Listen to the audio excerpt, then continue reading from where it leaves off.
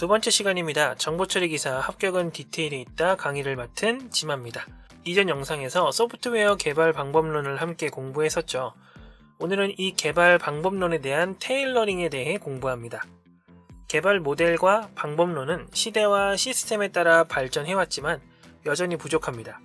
이걸 소프트웨어의 위기라고 표현하기도 하죠. 사실 모든 개발 프로젝트에 딱 맞아떨어지는 방법론이라는 건 불가능합니다. 프로젝트별로 허용되는 기간, 비용, 인원, 조직 구성 등이 다르고 목표로 하는 소프트웨어의 품질도 다르기 때문이죠. 그래서 그나마 적절한 방법론을 현재 진행하는 프로젝트에 맞게끔 최적화를 진행하게 되는데요.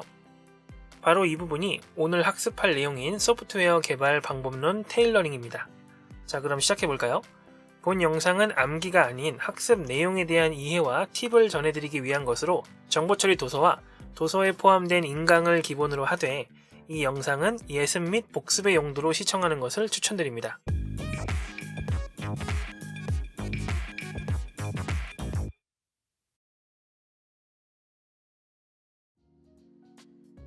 테일러링은 쉽게 표현하자면 기존 모델이나 방법론을 다듬는 과정입니다.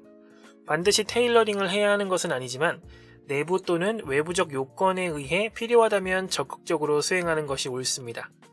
보통 기준이나 법적인 부분을 제외하면 대부분 내부 요건으로 생각하면 쉽습니다. 개발 프로젝트에서 투입되는 자원들을 고려해서 테일러링을 진행하게 되는데 우리는 이 테일러링의 방법이 아니라 이 개발 프로젝트 자원을 분석하는 것에 집중하여 공부하면 됩니다. 우선 일정에 대해 이야기해보죠. 상식적인 이야기인데요. 일정은 작업별로 독립되어 관리될 수 있도록 분리해서 상호 관리하는 것이 좋습니다. 각 작업들은 적절히 시간이 분배되어야 하겠죠. 일정 중간에 새로운 인원이 투입되면 인수인계나 의사소통의 문제로 오히려 일정이 지연될 수 있기 때문에 최대한 주어진 인원이 프로젝트를 진행할 수 있도록 일정을 짜는 것이 좋습니다. 일정을 짜는 방법은 크게 두 가지가 있는데요. 작업별로 소요되는 기간을 예측할 수 있는지 없는지를 기준으로 나뉩니다. 작업별 정확한 기간 예측이 불가능한 경우에는 전체 일정에 대한 분석을 하는 것이 좋습니다. 각 작업에 소요될 기간을 대략적으로 예측하고 노드와 간선을 이용해 전체 일정을 표현합니다. 예측에 사용되는 공식이 중요 포인트가 될 것 같네요. 작업별 개발 기간이 확실한 경우에는 가장 오래 걸리는 작업 경로를 임계 경로로 설정하여 개발 일정을 짜게 됩니다. 기간 예측이 아니기 때문에 예측 공식이 아니라 임계 경로를 파악할 수 있게끔 공부하시는 것이 좋습니다. 이 밖에도 요즘엔 간트 차트라는 것도 자주 이용하는데요. 개발 일정을 시간의 흐름에 따라 파악하기는 쉽지만 너무 단순해서 작업들의 관계나 기타 사항 등을 파악하기는 어렵기 때문에 주로 소규모 개발에 이용되는 편입니다.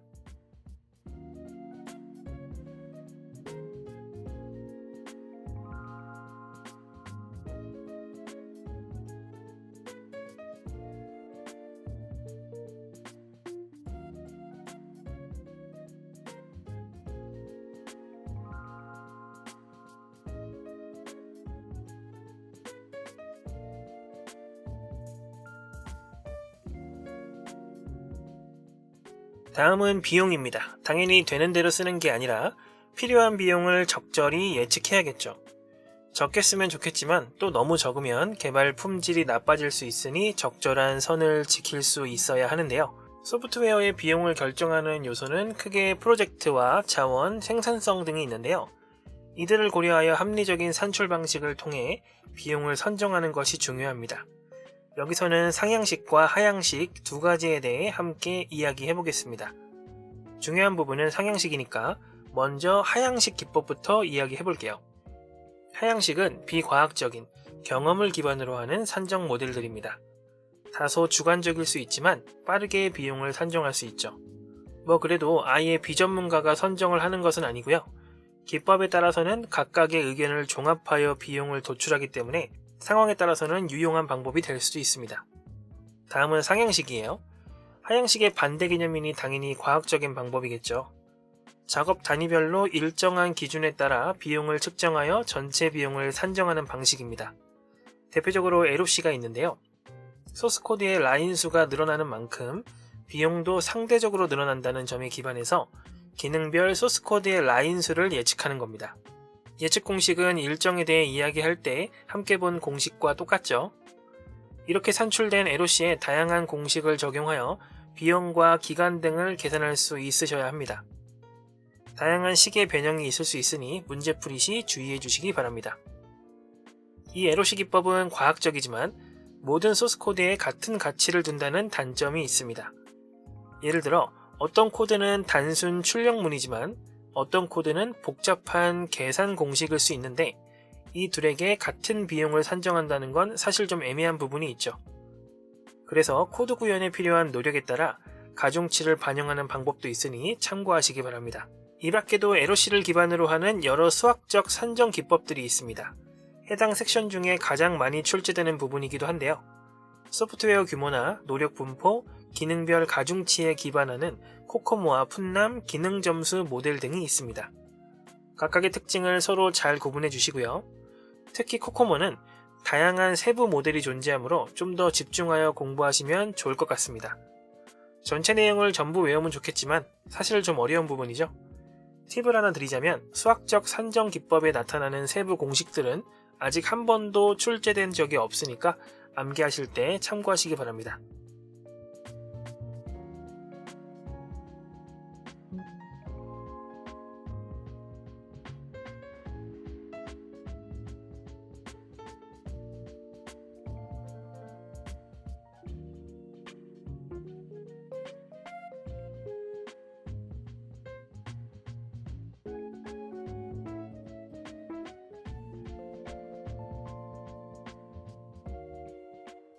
이번엔 인원 구성과 형상 관리에 대해 이야기해보죠. 이 부분은 상식적으로 좀 이해가 쉬운 편인데요. 개발팀을 구성하는 유형에는 크게 중앙집중형과 분산형이 있습니다. 중앙집중형은 핵심 프로그래머를 중심으로 주변에서 보조를 해주는 느낌입니다. 작은 규모의 소프트웨어를 단기간에 개발하는 데는 좋지만 주변 팀원들은 업무를 주도적으로 할 수 없으니까 만족도가 낮아집니다. 반대로 분산형은 프로그래머들이 각각 독립적으로 담당하는 개발 영역이 존재하는 방식으로 크고 복잡한 규모에 적용하기 좋고 대부분이 업무에 대한 만족도가 높다는 특징이 있죠. 두 유형에 대한 장단점을 구별할 수 있을 정도로만 이해하시면 좋을 것 같네요. 어떤 팀 구성이든 개발을 시작하게 되면 모든 과정에서 업무의 결과가 나타납니다. 소스코드는 물론이고 계획서, 보고서 등이 있죠. 이런 것들을 어려운 말로 산출물이라고 하는데요. 이 산출물을 체계적으로 관리하는 과정을 형상관리라고 합니다. 형상관리가 잘 되는 프로젝트는 같은 실수나 문제, 업무를 반복하는 일이 줄어들게 되는데 이는 곧 업무의 효율성, 생산성이 높아지겠죠. 형상관리는 프로세스와 기능이 중요한데 기능은 나중에 형상관리 도구를 배울 때 다루게 되니까 지금은 일단 프로세스에만 집중을 할게요. 단계별 의미가 어렵진 않지만 베이스라인과 통제라는 개념을 명확히 할 필요가 있습니다. 베이스라인은 세이브 포인트 정도로 생각하면 쉽습니다. 몇몇 세이브 포인트를 정해두면 이 지점으로부터 이러이러한 부분이 변경되었다든지 아니면 이 지점으로 복귀를 한다든지 하는 기준으로 사용을 할 수가 있겠죠. 이 기준선이 바로 베이스라인입니다. 통제라는 것은 프로젝트의 무분별한 변경을 적절히 제어하는 것인데 핵심은 변경을 최대한 막는 게 아니라 제대로 변경하기 위해서라는 것을 이해하셔야 합니다. 이를 위해 형상 변경을 승인하는 별도의 조직을 구성하기도 하죠.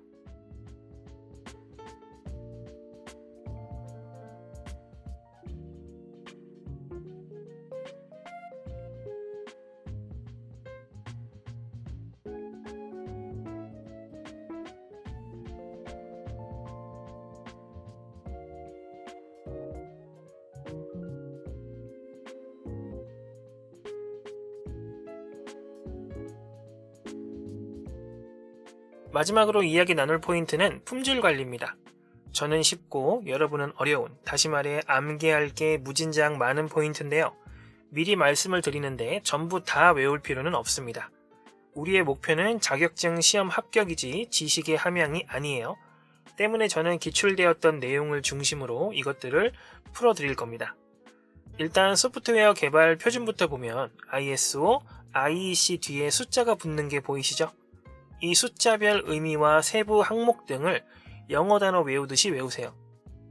ISO가 국제표준화기구의 약자니까 이 용어들은 전부 어떤 표준에 대한 것들입니다.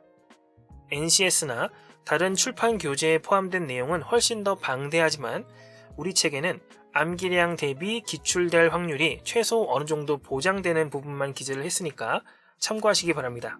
개발 표준 다음엔 평가 모델인데 이게 전부 비슷비슷해서 많이들 헷갈려 하시거든요. 책에는 세부 항목별 설명도 되어 있지만 일단은 항목들을 서로 구분할 수 있을 정도로만 공부를 하시는 것을 추천드립니다. 마지막으로 케이스 도구입니다. 개발 프로세스 전 과정의 자동화를 지원하는 소프트웨어인데 생각보다 자주 출제되는 경향이 있으니까 좀 더 자세히 공부하실 필요가 있겠죠. 자동화를 한다는 것은 개발자들의 반복적인 업무와 실수를 줄여준다는 겁니다. 품질 상승은 물론이고 생산성이나 효율성 등 긍정적인 특징은 다 나타난다고 보면 되겠죠. 보통 이러한 훌륭한 도구들의 단점은 어렵거나 비싼 건데요. 상식적인 장단점이라 암기나 구분이 어렵진 않을 겁니다. 케이스는 크게 상위, 하위, 통합으로 구분할 수가 있는데 책의 설명을 보면 그렇게 어려운 구분은 아니고요. 다양한 도구가 있지만 서로가 호환되지 않는다는 점은 주의해야 할 부분입니다. 각 도구별로 어디서 개발했고 어떤 핵심 특징이 있는지 정도만 파악하면 문제 없을 것 같네요.